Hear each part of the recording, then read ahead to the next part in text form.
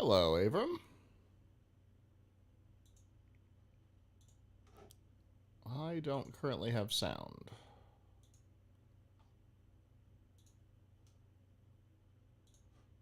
Are you able to hear me?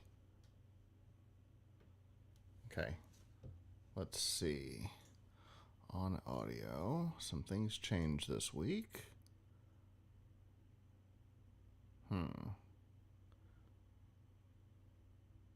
Make some noise for me. I'm not seeing anything come on the meter.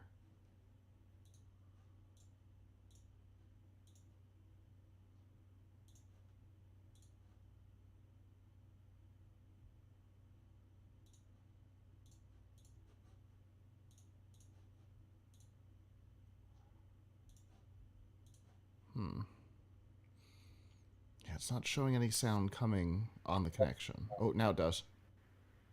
That's weird. Okay, I changed it from default Bumblebee to not default Bumblebee, and now it works. Like uh, multiple, the same thing. aren't computers fun? Yeah, blast. Uh, so what I have to talk about, this week is I'm going to talk about my week with Linux. Okay. I ran Linux for um, I ran Linux as my main operating system for 10 days, and I learned a lot. I would imagine you'd have to. Mhm. That's a commitment right there, my friend. Well, I wanted we did a live blog on it all day, all the time.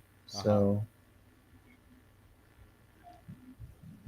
yeah, It's been a while for me since I've done that, but we can talk about that on the show. Uh, on a Linux machine a long time ago. But did you see everything else? let's see. I saw the first few going up. App Store changes, Valve hack data information, the Meta antitrust, and AI advertising on YouTube and Netflix. Yes. Okay. I see that. Cool, cool. All right. There is a buzz coming from you, Hmm. and I don't it know why that would changes be. intensity. Ooh, it changes intensities. I don't know why that would be. Hmm. Oh well, I can probably filter it out later. Okay. Sorry. I don't know what it would be. Nah, you're good. Again, I don't hear any compute buzzing in the room. computers are wild. It sounds like a 60 cycle, so it might be a power thing, probably completely out of your control. Okay. We used to get it if we had in the old studio, if we had the mixer and the laptop plugged into the same circuit, we would get a 60 cycle. So we had to run an extension cord out to the hallway for the mixer, so they'd be plugged into different circuits. You never know what's going to cause it. As it turned out, it was a fluorescent light in the studio that was causing it. Anyway, all right. I'm good if you are. Yeah. It says we have 2.5 hours, so that's fine to record. All right. I'm going to hit record. And here we go. This week, Apple seemingly ignores a court order. Steam has a pointless hack. Meta is defending its acquisitions, and streaming is going all in on AI ads. It's Sunday, May 18th, 2025, and this is episode 675 of F5 Live, Refreshing Technology, a proud part of the Tech Podcast Network. if it's tech, it's here.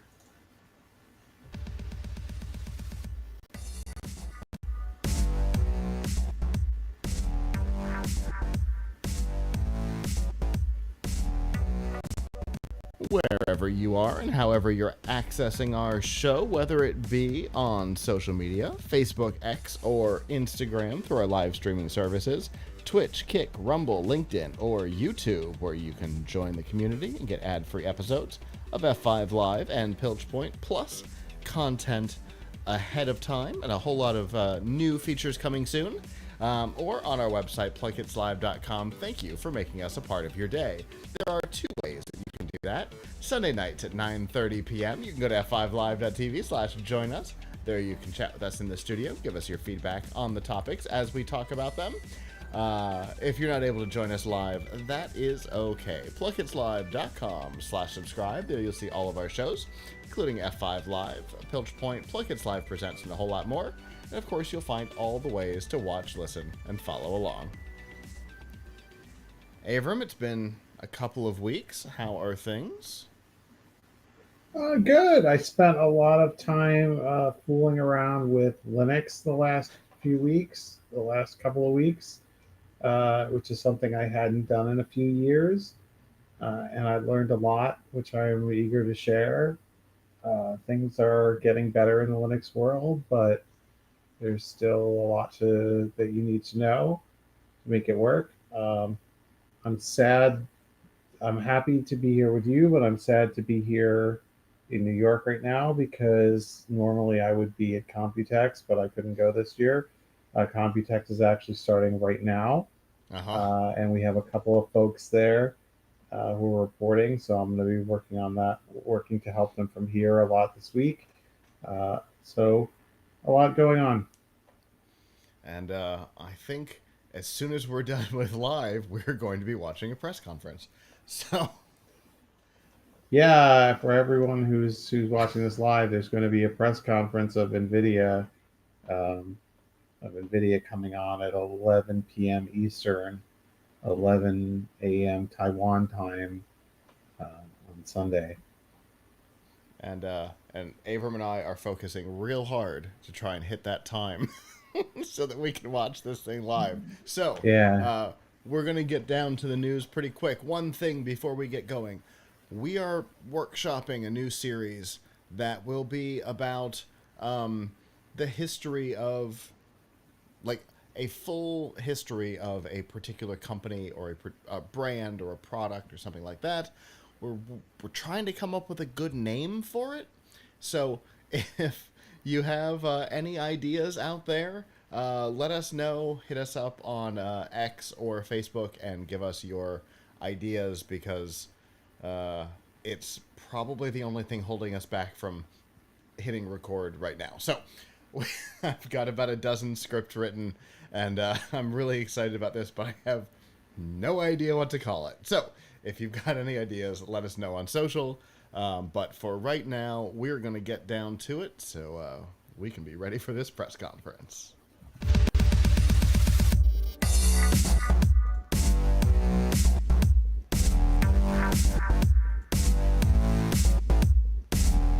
This week's Nifty Gifties on F5 Live Refreshing Technology is proudly powered by the Microsoft Store. Whether you're looking for a new laptop, tablet, Xbox, games, or a whole lot more, you can get them at the Microsoft Store. Remember, current students, faculty, parents, and active military can save up to 10% off almost everything. To browse the products and learn more about the discounts, you can go to f5live.tv/Microsoft.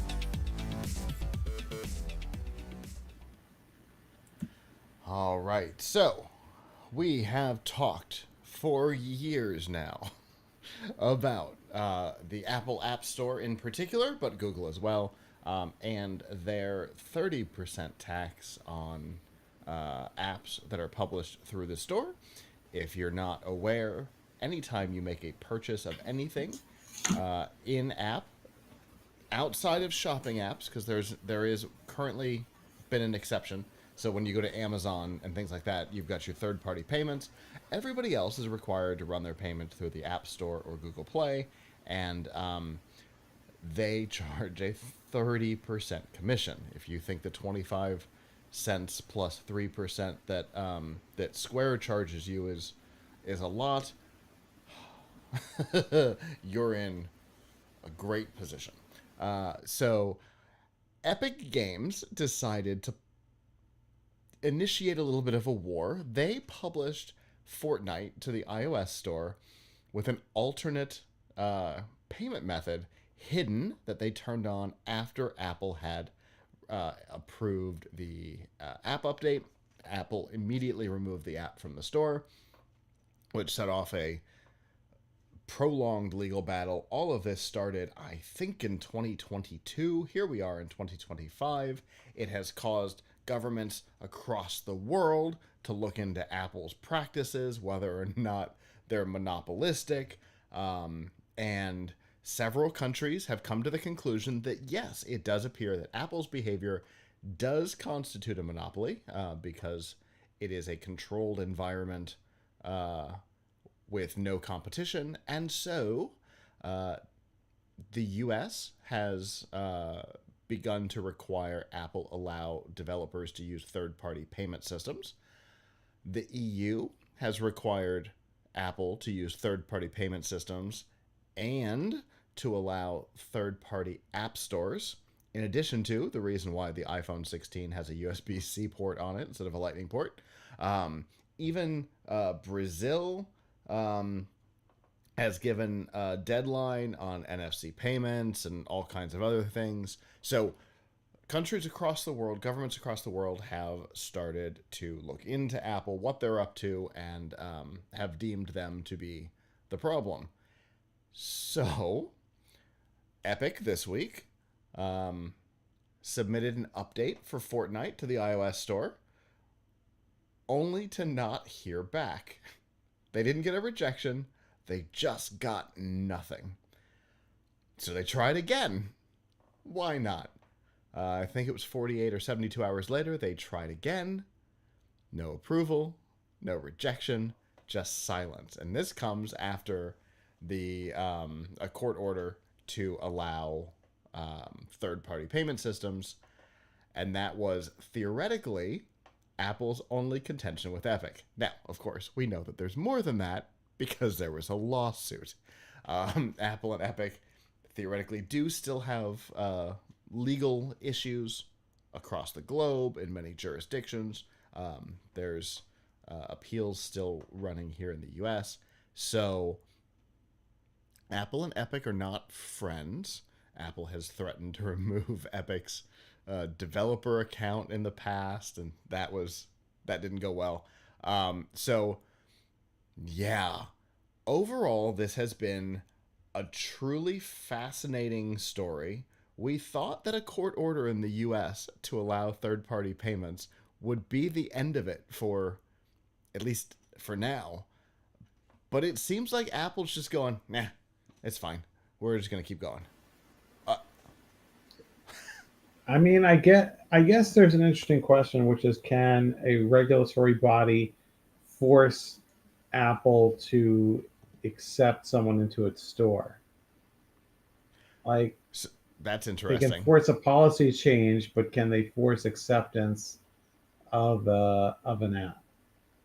So there was a court battle in the early days with Apple and Google when Google tried to get the Google Voice app into the App Store, and Apple denied it, claiming it replicated native features, which was bonkers and was not a requirement in the App Store policies.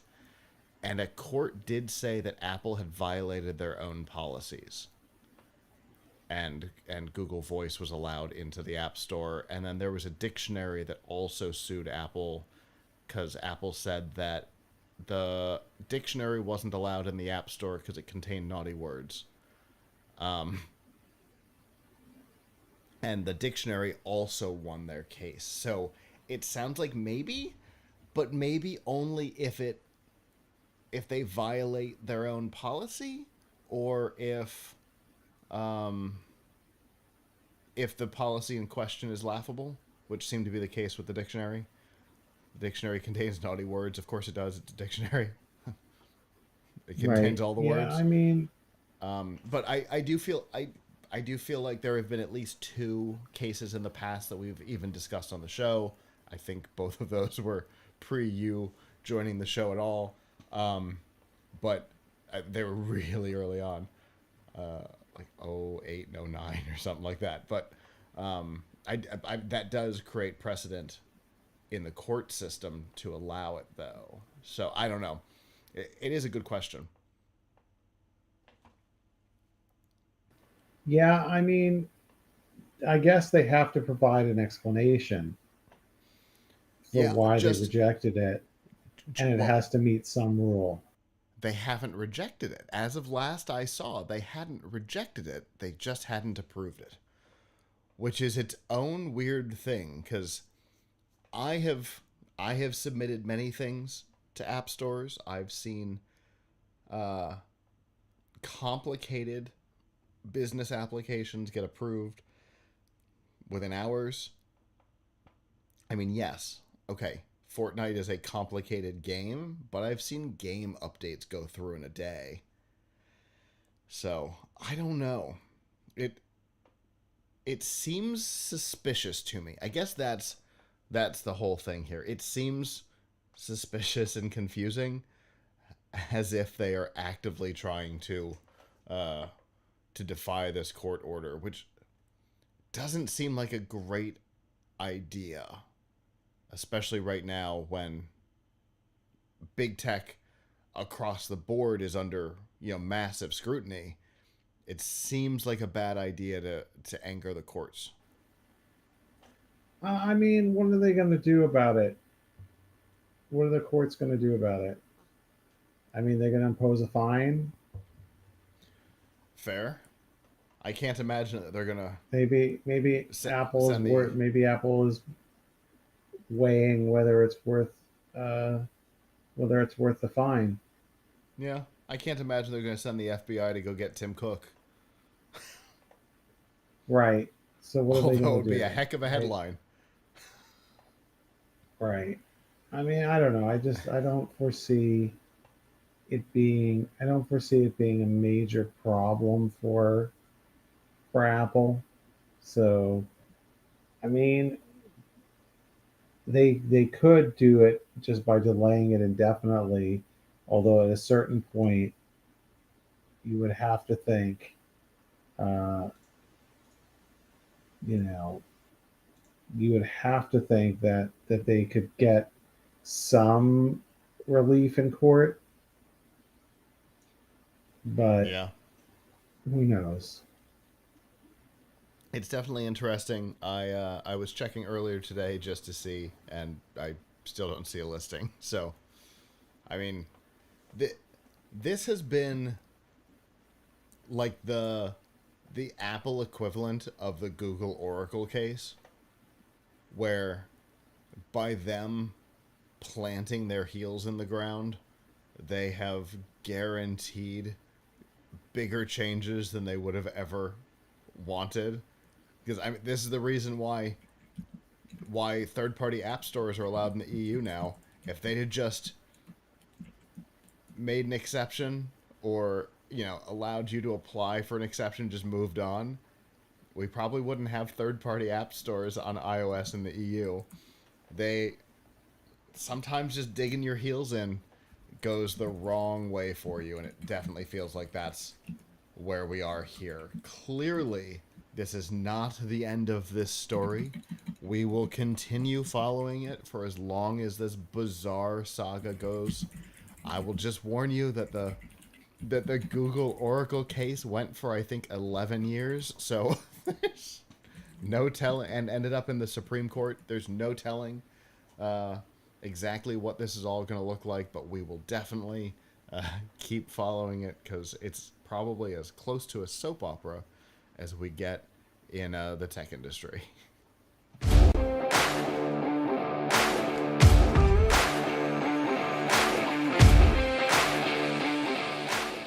This week's Piltch Point with Avram Piltch is proudly powered by PureVPN. The best way to protect your privacy online is with PureVPN. You can hide your online activities, say goodbye to regional restrictions, and improve your streaming quality. Plus, it's available for almost all of your devices. You can get a special price and a 31-day money-back guarantee right now by going to piltchpoint.live/PureVPN.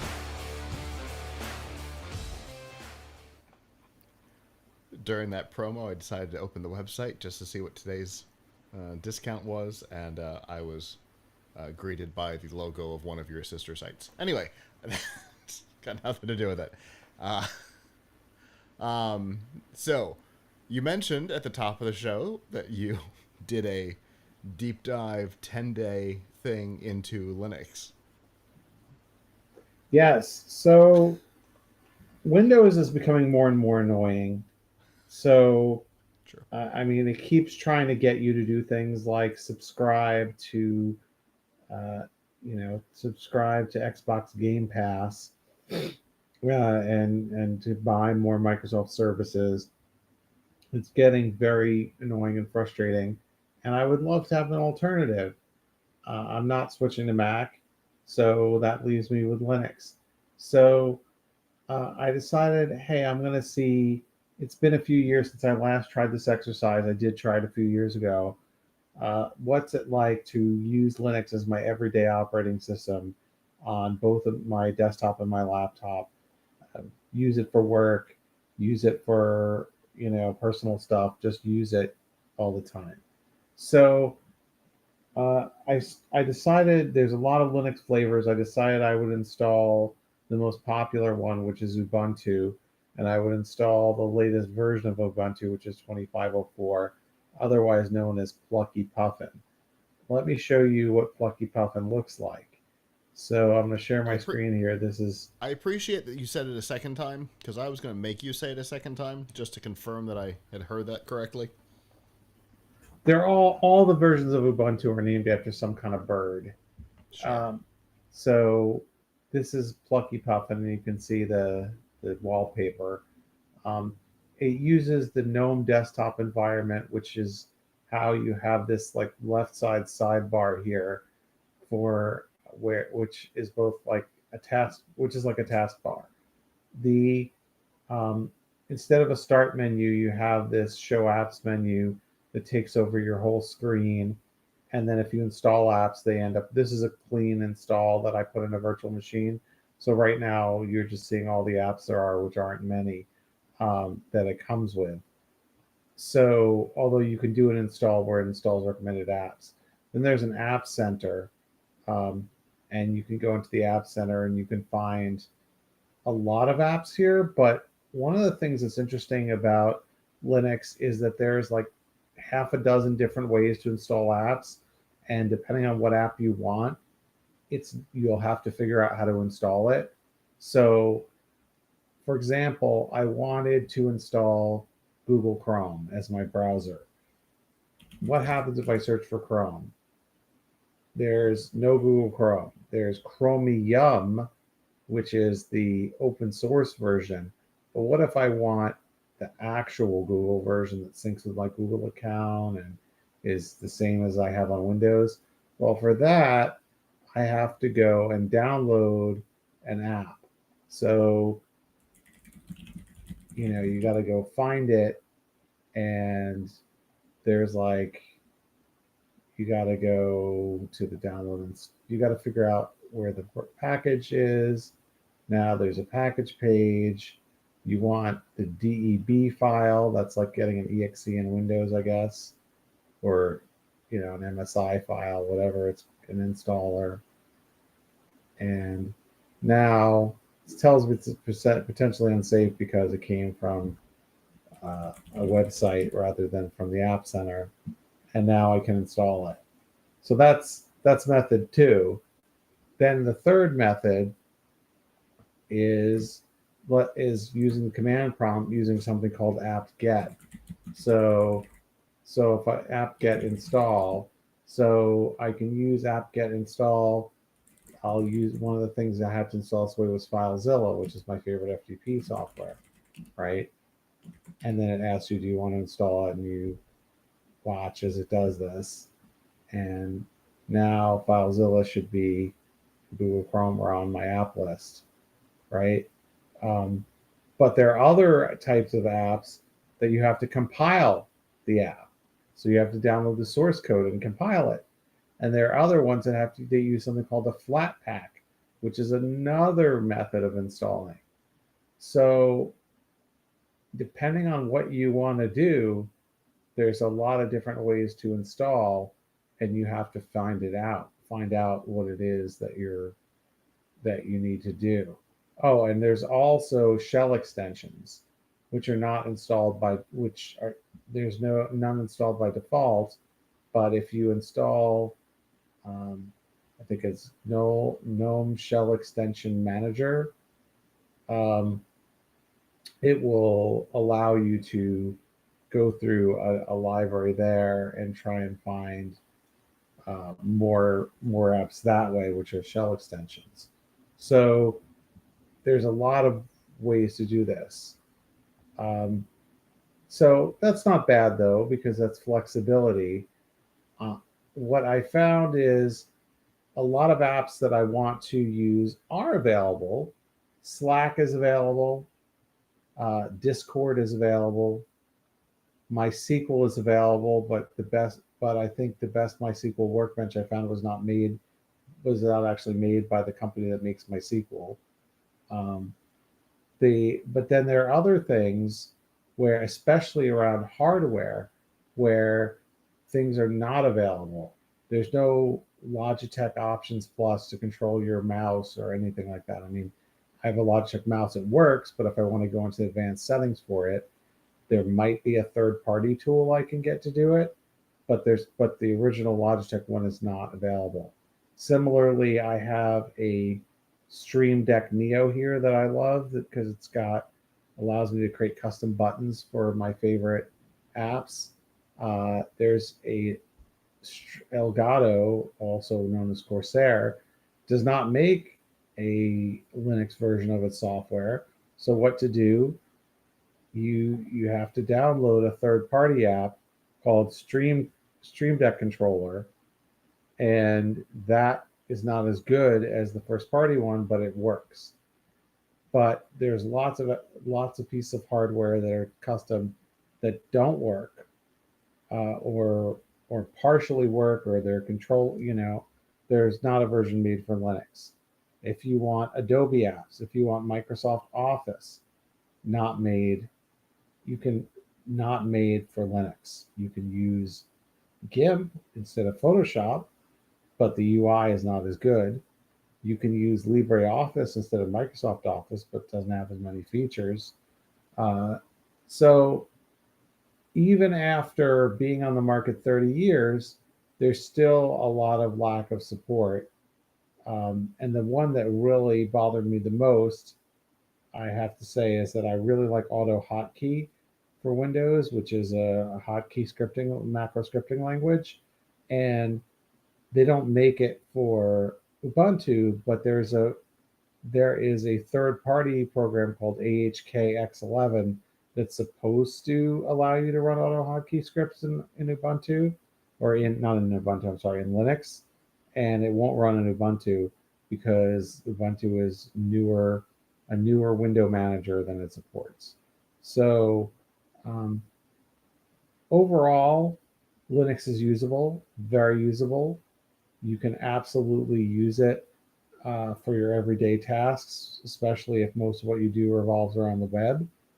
But you will find that there's just that small percentage of software that is not available. Like there's the leading 3D slicers, 3D printer slicers not available for Linux. So, there's just a lot of stuff that's missing that you would want if that I would want if I were to just throw Windows in the garbage can. And it's interesting. So, from a hardware perspective, several of the things you just mentioned are sitting here next to me as well.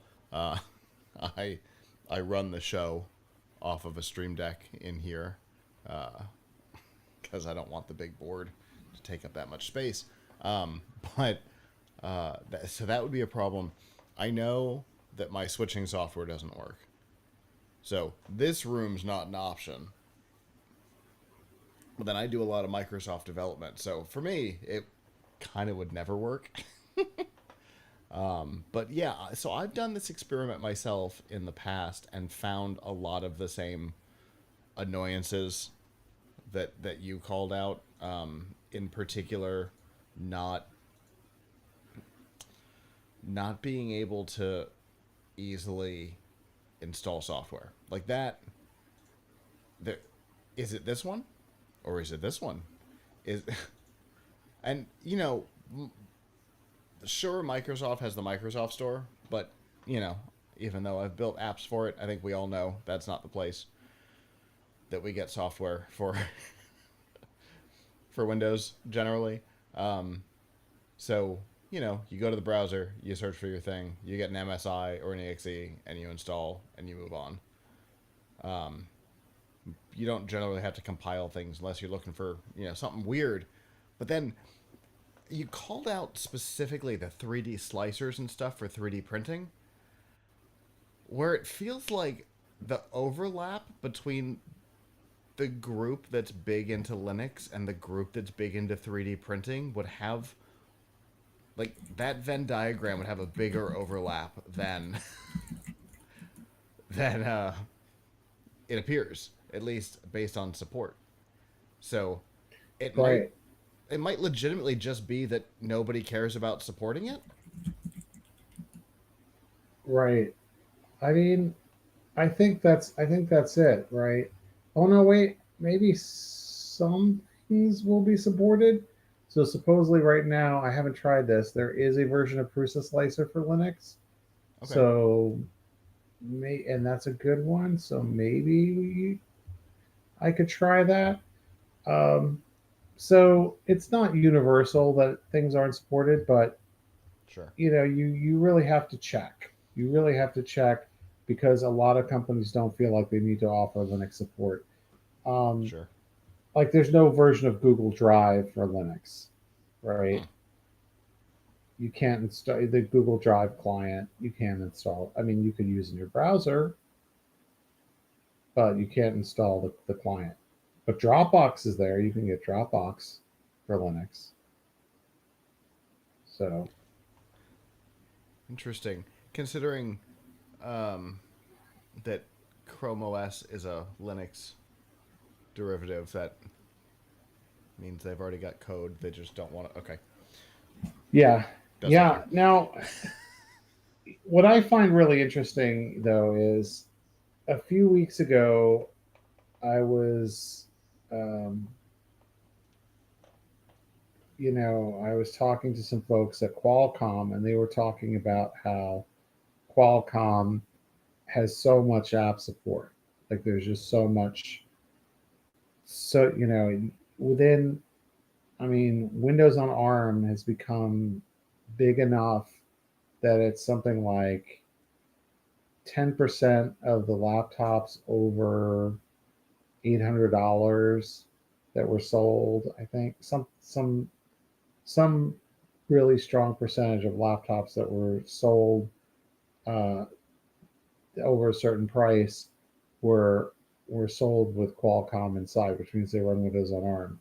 And it used to be that there were compatibility issues with Windows on ARM, but now, I mean, I wouldn't use it for gaming, but now like there's versions of almost everything for Windows on ARM, but native versions. And Windows on ARM, while it's had a few years to develop, it really became only started to become big last year. And Microsoft, I guess, has done a good job of pushing developers to come out with Windows on ARM versions of their software. Whereas Linux has only been around for like what, 25, 30 years, and they can't get a company like Logitech to support Linux. with their software. An interesting They point. can't get they can't get Razor to make a version of the Razor software for Linux, right? Which They is another can't get company, which Logitech and Razer are both other companies that I feel like that Venn diagram would be more this than this. You know what I mean? right. I mean, I guess they figure people aren't gaming under Linux, but I mean, you do have, but I don't know about that because Steam look at OS. Steam OS, which is a variant of Linux, right? Yeah. So they really, I mean, just not really showing any interest in Corsair, which is owns Elgato, not making their software for Linux. Like, I don't know how difficult it is to port your software to Linux. I bet it's more work. I guarantee it's more work than recompiling it for ARM for Windows on ARM, because Mm-hmm. you can take the same software and just recompile it for Windows on ARM, I guess. Mm, But nevertheless, it's a shame that they really don't take Linux seriously as an operating system.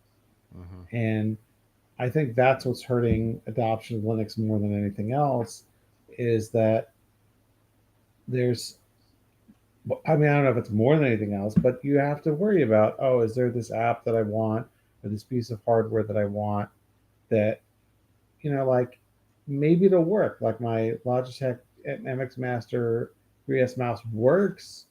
It'll work, but if I want to go and change the DPI on it to 8,000 DPI, which it's capable of, I can't. If I want to change what the buttons do, I can't.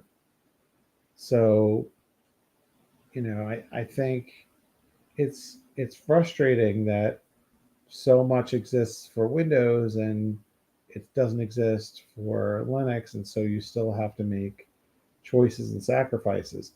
If your app works, it generally works pretty well. Like the Slack app works pretty well. Um, One thing I did discover is I don't really like the UI in that GNOME UI that I showed in Ubuntu. And what I recommend is people install Kubuntu, Kubunt, Kubunt, uh, which is the version with KDE. It looks a lot like Windows 7. It has a very Windows taskbar and start menu, um, and I like, and it seems to have a better screenshot app built in and other better things built in. So I would recommend if you're going with the flavor of Linux to go with Kubuntu over Ubuntu. But I mean, it's really workable, and I think I would recommend it for.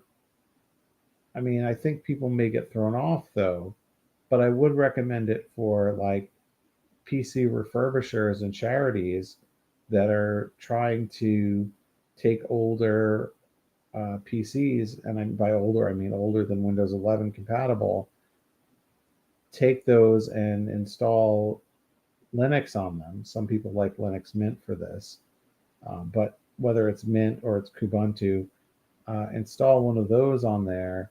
Don't try to put Windows 10 on a PC that you're giving somebody for charity. Don't try to like get around the Windows 11 requirements. Um, so I think there's I think there's a lot of good use cases for Linux because it's free, because it's open, because it runs on older hardware, and it's not bad for running under your best hardware, but um, you're not going to be able to run everything, and that is a real downer. Yeah, for sure. But there could be alternatives if you're dealing with a charity PC or something like that. At least you can get things up and running, and the promise of of Lindos has never come to pass. Uh, who remembers that one? That was fun to follow. Anyway, if I'm not mistaken, Avram, you did a whole like Yes. blog on what was So going come on. to come to Tom's Hardware and look for my week with Linux, which actually was more like my 2 weeks with Linux. And you can read all about my experiences with it. We have a lot of Linux tutorials to help people get started, and it's definitely worth trying if you want to. If you have the time and energy to give it a shot, you can easily dual boot it with Windows, which is what I did. Gotcha. Yeah, with the subsystem for Linux, you can even run it in Windows if you just want to give it a try. Yeah, I mean, I think that's good for running something within Windows to run the command prompt. You can run some of the GUI apps with WSL, but it just doesn't feel like you're not getting the full Linux feel. You would be Gotcha. better with a virtual machine, I think, for that. But WSL is good for, like, I've used it for doing things that involve like a lot of Python scripts that are made for AI are merely made to run under Linux and not made to run under Windows. And Got so it. WSL is much better for that. Makes sense. Well, Avram, as always, definitely appreciate it. That's I have not run this experiment myself in a very long time, and maybe maybe it's time to go do it again. And as always, I look forward to what we talk about next time.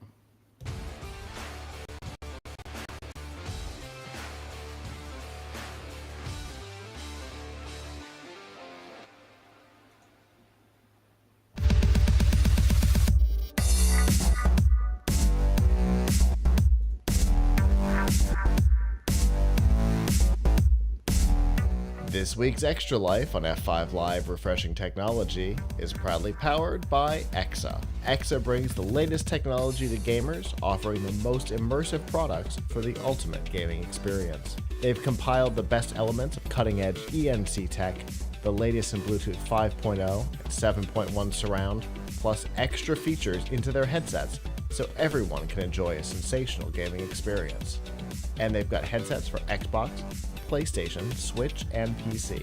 Plus, they won't break the bank.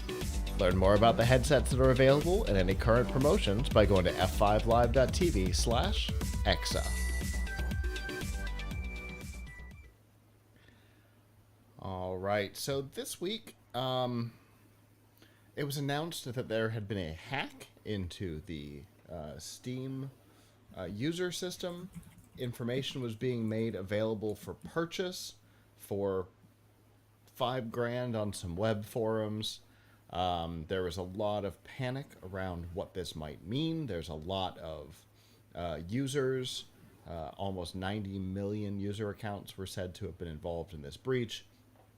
Lots of people use Steam, including, us at the Forge. Were we going to have to change our passwords for Steam, of which we have many, many accounts? Were we going to have to then, update things that are connected to Steam? What did all of this mean? And Valve came out. I love a company with transparency. Obviously, it's a lot easier to be transparent when the situation is this one. And they gave the information on what the data breach involved, and I hope nobody paid $5,000 for this, because basically they got a database of the two-factor authentication text messages that had been sent to users. Those text messages are good for 15 minutes. And so, legitimately, it is the most useless data breach of all time. They got expired text messages with 6-digit codes in them. I guess you shouldn't try to buy hacked information, huh? Yeah, it this case in particular, I mean, you should never do it because that's its own issue. But this one is comically useless. Really, really funny. So, here's what is been said to have been included in the log. Phone numbers, but not attached to anything. So, we know how phone numbers work. They're 10 digits. You can just randomly choose phone numbers. No, like, account information that they're attached to. So, you've got a phone number. You've got the SMS logs.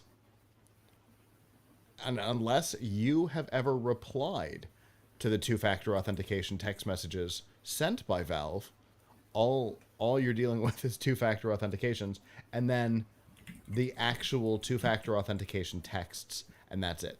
That's the whole collection. So, I guess I felt the need to talk about it because it's so funny and so unbelievably worthless.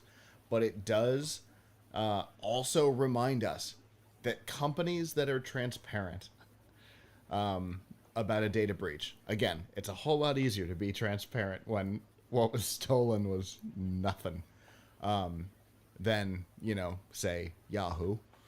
But transparency is good. If something has happened, let people know, because it allows us all to prepare for the worst and hope for the best, right? You could have every Yahoo account that had ever been created breached with all the information ever recorded, or you could have expired text messages. So being transparent does allow us to prepare for that worst case scenario, for the Yahoo scenario, and hope for the Valve scenario here. So, but yeah, thank you, Valve, for being so quick about being open about it. They apparently were made aware of it when the rest of us were. And they went and investigated. They're like, oh yeah, we see this. Don't worry about it. It's good. So. I bet they had to spend the money, though. Oh, of course. Yeah, they had to do the same audit that's always has to be done with a data breach, only to find out, meh. Well, I mean, or did they pay the $5,000 to see what was in it? Oh, that's interesting. They may have done that too. But Right. just because that's the data that's publicly being shown doesn't mean that they don't have other data that was stolen. They could have stolen a whole bunch of stuff and then used this just as a secondary scam. But Right. they did do an internal audit, and they're like, yeah, we see the data that was touched. It's expired text messages. By the time anybody knew this existed, there weren't any that were valid anymore. All is good. So, in a sense, it was a data breach. It just was a data breach of worthless stuff. Exactly. It was a completely useless data breach. What was stolen was expired by the time they knew what they had. So. Right. But it does show that even companies that we almost feel like are invincible, like Valve, are not. Data was stolen here, so we should always keep on our toes and always encourage companies to be quick and transparent in what's going on. That is my takeaway here, and will always be my recommendation.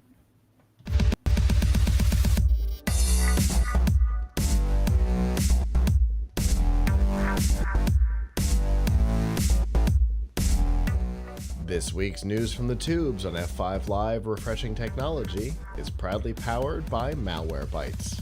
Whether you use a PC, a Mac, or a mobile device, Malwarebytes Premium is the company's strongest protection ever. It fights threats that traditional antivirus software can't stop, plus it actively blocks threats like worms, rogues, dialers, trojans, spyware, and a whole lot more. It allows you to use your computer and mobile devices with confidence and peace of mind. To learn more and to get a special price, you can go to f5live.tv/malwarebytes. All right, so a number of years ago, the FTC began an investigation into Meta, the parent company of Facebook, Instagram, WhatsApp, and a variety of other things, Oculus. And the antitrust case revolved around the idea that Facebook had used its market position in order to purchase up-and-coming competitors to prevent themselves from losing their market position. Instagram and WhatsApp being the platforms in question, because it seems every time they go out and try to create their own competitors, it doesn't work. Threads still exists, but is still not a true competitor. For X, they had that app that was supposed to be a TikTok clone.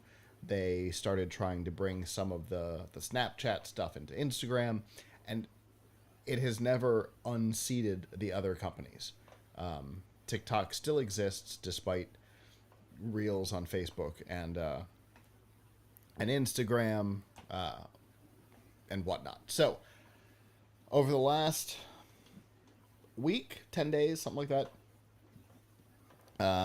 the case has finally actually gotten started. They got permission in, I think, 2022 to begin the case, and they have been arguing, and it's been an interesting set of arguments so far. The state's case has been essentially that the purchases of Instagram and WhatsApp were anti-competitive, not in an effort to enhance innovation within those brands. And Meta's case has been that essentially the acquisitions have actually benefited consumers. It's enhanced the functionality and security of those platforms. It's given competition for platforms like TikTok and X, which not really. And that the FTC's definition of social media is too narrow, which is an interesting argument to make. But I also find that it's an interesting argument to make that Facebook or Meta is a monopoly or monopolistic, in that it seems like the more things that Meta gobbles up, the better the competitors get. Not the things that they gobble up, right? Instagram has generally not gotten better under, Facebook's leadership. I don't have any idea what's going on with WhatsApp because I live in North America, but I know basically the rest of the world uses it almost more than text messaging. But there are competitors, right? And the more weird things that Facebook does or Meta does with Facebook, Instagram, and WhatsApp, the more interesting Snapchat, TikTok, X, even things like Signal that popped up almost as a response to Meta buying WhatsApp have gotten more interesting. So it seems like an interesting argument. Yes, I think Meta is probably too big and does have a lot of market power, as has been evidenced by the way they have treated like publishers that they don't like. But, I mean, I don't know. I'm torn on this one. Yes, I don't like the company. I think they do shady things. However, I don't think that they have that kind of market power, because for videos, do people go to YouTube? No. Or do people go to Facebook or Instagram? Generally, no. They go to YouTube or TikTok. I don't know. What do you think, Avram? I mean, I think they have dominated the still picture market, And right? certainly the link sharing, the news sharing market. Not Although, that. but I mean, a lot of people get their news from the feed on their Facebook. A lot of people get it from nowhere else than that. But even there's Reddit and things like that that are direct competitors, and the more Facebook does weird things, the more they get better. You know what would make everybody happy? If Google Plus came back. So you ready for this? I have not on Yeah. our own website. I have not looked at the staff profile page in a while because I built that ages ago and I haven't gone back and looked at it in a while. We still got the Google Plus link on the profiles.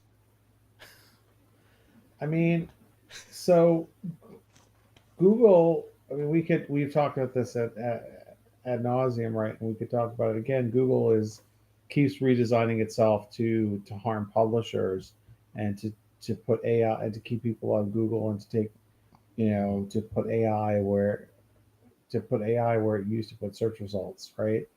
Um, Meanwhile, we don't like that Facebook is a monopoly.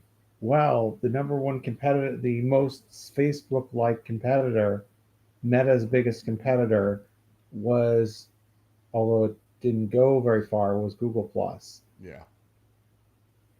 Google could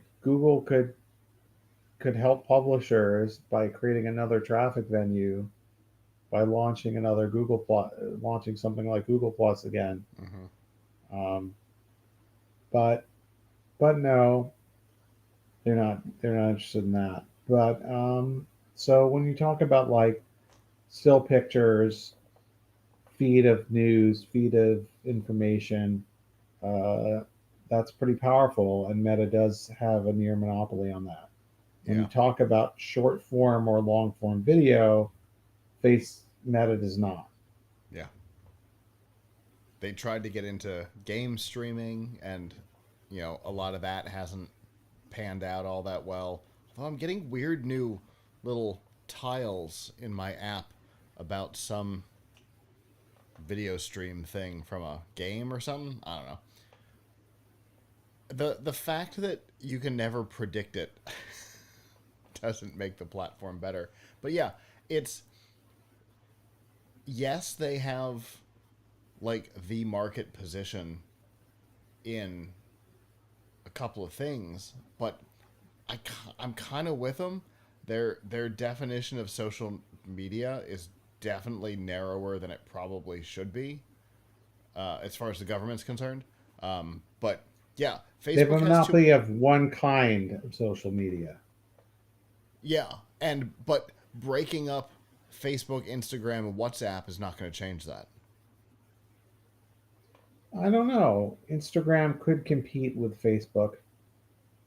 Certainly on the still photo aspect of things. Yeah, the fact that links don't work in posts keeps them from competing on the other side. But in fairness, Threads is technically part of Instagram. They're a bonded pair, so that would go off together, and that does allow you to click links in posts.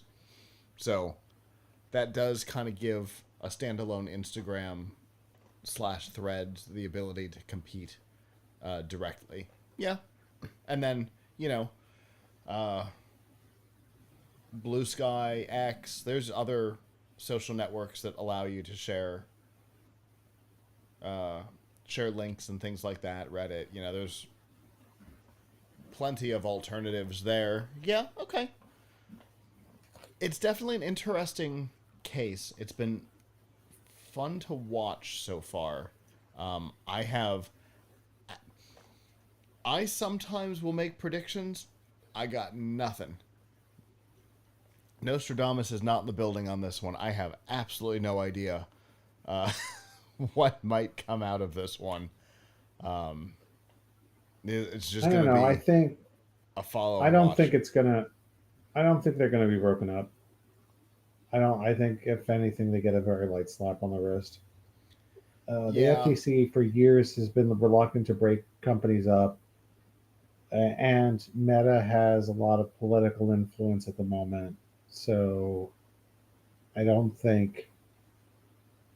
I don't think that they have a lot to worry about. It's possible, but I feel like everything's unpredictable right now. So, I don't know. I'm not going to make a prediction here. We'll see. We'll see what happens in the near or long term, depending on how long this thing runs for.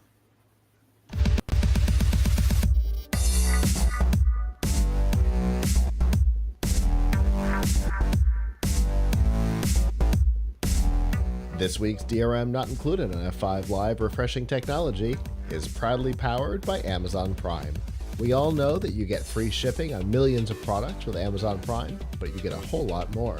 Like free music with Amazon Prime Music, free TV, movies, and documentaries with Amazon Prime Video, free games, and a free Twitch subscription to support the content creator of your choice with Amazon Prime Gaming, plus a whole lot more. We've got links to all of these features and some of our favorites, plus a 30-day free trial, all by going to f5live.tv/prime. I understand the irony of this topic immediately following an ad, but if you hate advertisements and you hate AI, have I got some bad news for you. Netflix and YouTube are both working on using AI to enhance their advertising. Not enhance it for you, but to enhance it for them. YouTube announced this week through their Brandcast event that they are looking at using AI to find the peak moments in a video on their platform and pop an ad right in there. It won't be time based. It won't be like right now. If you were to watch our whole show straight through after the live, likely the place that Google is going to place ads is going to be either right after the native ad, the embedded one, like the Amazon Prime that you just watched, if you're watching the live show, or at some point, oftentimes, if you're watching the produced show, oftentimes when I stop giving the summary of the subject and then ask Avram his input. That tends to be the two places that they put the ads, because they see a change of scenery, a change of voice, something like that. What they're looking for is, we have our big thing, we make some sort of a prediction, and then boom, that's where they're going to put the ad. I don't know that I care. Either way, the idea of maybe potentially interrupting the high point of a video could be annoying, but it sounds like they're trying to avoid that. They want it to be just post the high point, because they want you to get to that high point and stay around in order to keep you engaged in the inserted ad. We'll see if that ends up being how it works. This one is less weird for me than what Netflix is up to. So Netflix is planning on using AI to generate ads for mid-roll content if you're on the ad-supported, and on the pause screen, hopefully just if you're ad-supported and not the other way around, because that'll annoy a lot of people, generating the ad on the fly based on your user account. That one seems a little more questionable to me. Using AI to find the perfect time that's theoretically non-intrusive to play an ad, I think I'm okay with that one. That seems okay. But using AI to generate the ad on the fly, there's the possibility of getting weird imagery, as we know. I don't know. That one just hits me different, Avram. Well, here's my question. So they're going, I don't understand this totally. They're going to change the content of the actual how would that work if I was watching like let's say season 2 of Wednesday comes out, Mm-hmm. how or season 2 of or season 5 of Stranger Things comes out, Mm-hmm. how would this actually change the content? So they haven't gotten into a lot of details on it, but it sounds like what it'll do, and we'll use those two shows, right? So you're watching season 2 of Wednesday, because I think that comes out before Stranger Things. And it knows that you have Stranger Things on your list, and that show is coming soon. They might clip or custom edit a trailer. They might create a static image. They might even create overlays. That word I saw a lot of. And AI generated overlays. So, in particular, this was the thing that I read a number of times. So, you know, the little banners that show up at the bottom when you're watching one show on broadcast television, they start poking at you about a different one.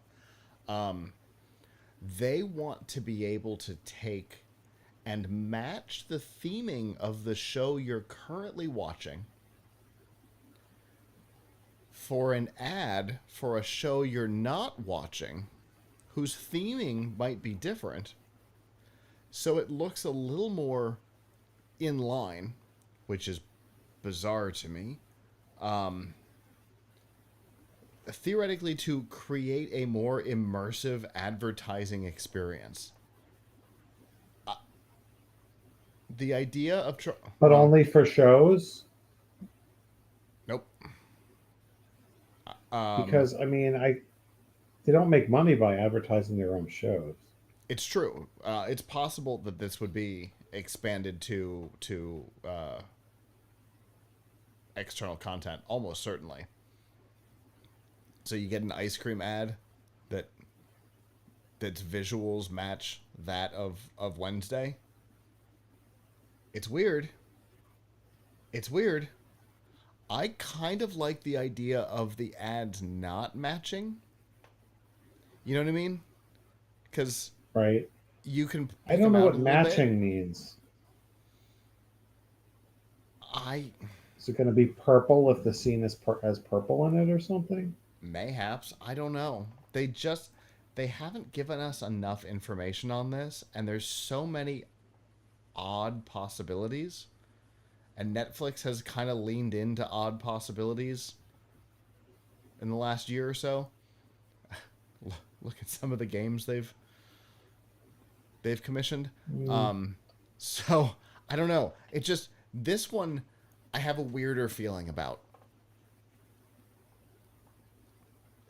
I mean, I guess we'll see. I feel like some of these things may just be ads, and they using the word AI to try and like so many things that are allegedly AI Yeah, are just computing and yeah, software, and are they really like? First of all, there will certainly be, if they're not already, plenty of video ads that were made using generative AI.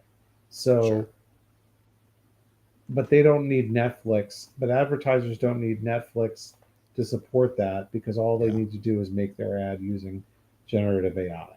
mm, I mean, right now the quality would not be very good, but maybe if they put some Gen AI in it, they could, but that's not even like matter. It doesn't matter very much to the consumer. Like is your message reaching them or not? Right. right, That's all that really matters is whether it's the commercial is effective or not. But the as far as like trying to make it look like the content, I don't know. I mean, unless they can do something that is really seamlessly integrated to the product, like which to the point of being ridiculous, like at some point in the thing, Jenna Ortega turns to the camera and is like, "I want some Cool Ranch Doritos." right? Unless they have some type of like ridiculous product placement, uh, it's not. Nothing they can do is going to be that interesting. And trying to make it look like the aesthetic of the show, I mean, okay. I don't even know if that's AI. I mean, if it changes the color because it sees a color palette in the show, or if it, I mean, I don't even know. It seems to me like they're just throwing the word AI around. What they really Yeah, that mean could is be. more obtrusive advertising. Yeah, more, and that's the thing that I see with it is that if they're trying to match aesthetics or whatever, right? First, I feel like the brands might have a problem with it, right? Because brands that are advertising spend a lot of time perfecting every frame of their ads to get exactly the response they want. So Right.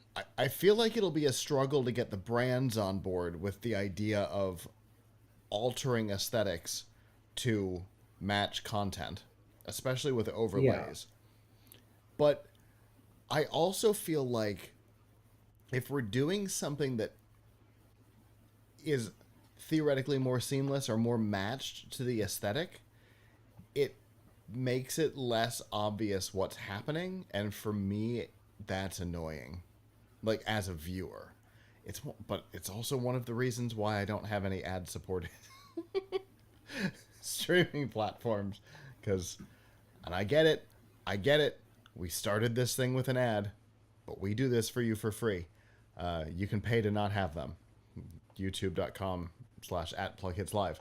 Um, you can buy the ads off the top of this. But I I'm the person who does pay to have that removed because ads in general just annoy me. But when they're too integrated, I start to move away from content.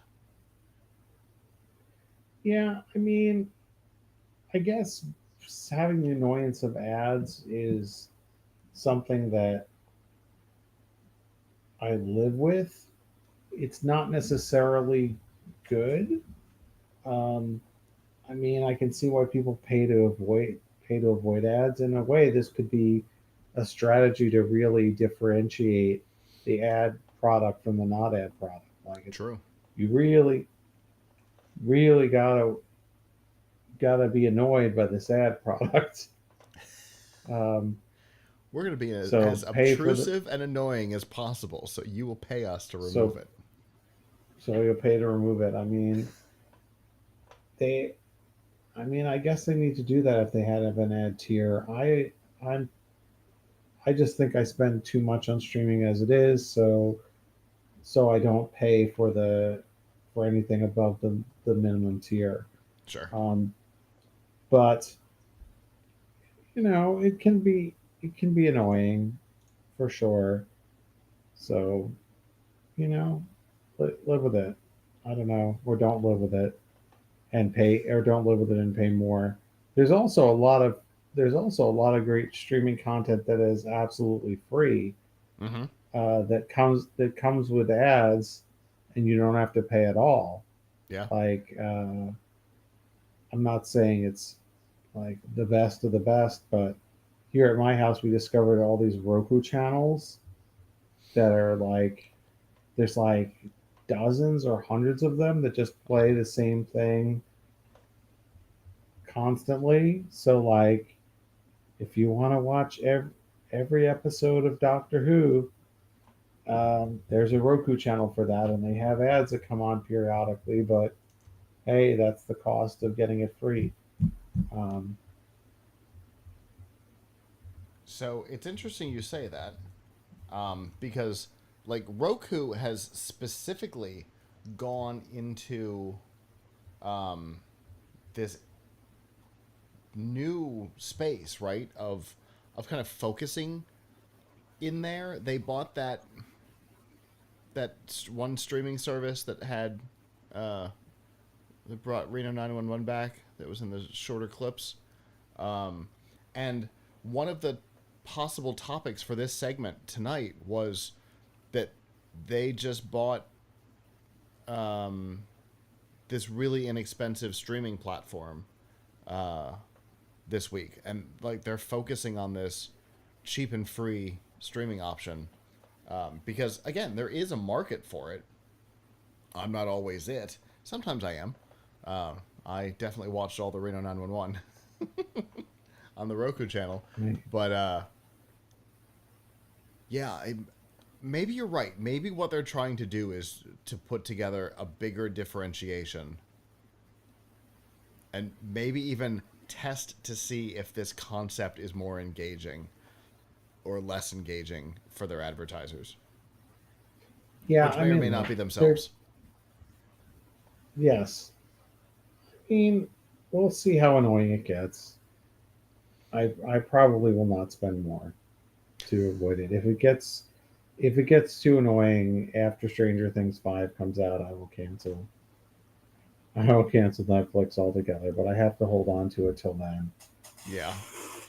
It has that possibility has been right at the tip of your mind for a long time. Yeah, I mean, honestly, I don't watch Netflix very much at all. It's my wife that watches it sometimes, and except for a real minimal handful of shows, Yeah. which most of which I could really do without. So, yeah, I guess we'll see how annoying it gets. I'm generally the same way with Netflix at this point, but it comes with my phone plan now. Mm. And so less than what I was paying for Netflix before, I pay to upgrade off the ad supported that it comes with.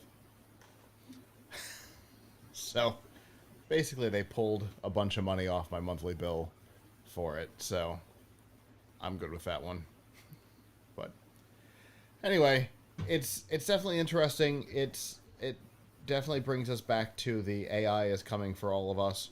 Whether it's actually AI or not is a different topic. But the phraseology is definitely coming for all of us in all aspects of our lives, whether we like it or not.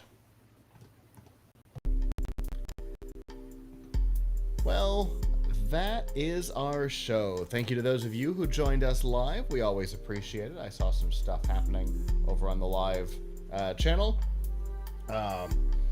If you didn't join us live tonight, would like to in the future, you can do so Sunday nights at 9:30 p.m. by going to f5live.tv/join us. That'll take you to Twitch, an integrated Twitch. You can also find us on YouTube, Kick, X, LinkedIn, somewhere else. We're kind of all over the place.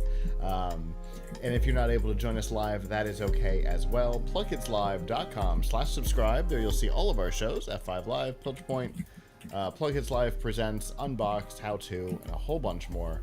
And find all the ways to watch, listen, and follow along. I said it at the top of the show, and I'll say it again. We've got an idea for a show, going through the history of a product, a brand, a company in depth. And we don't have a name for it. So if you've got any ideas, hit us up on Facebook. That's the other one where you can watch us live. Facebook or X. Let us know your ideas over there. And with that, on behalf of the staff that's not here, I'm Scott. I'm Avram. And we will see you back next time. Ciao.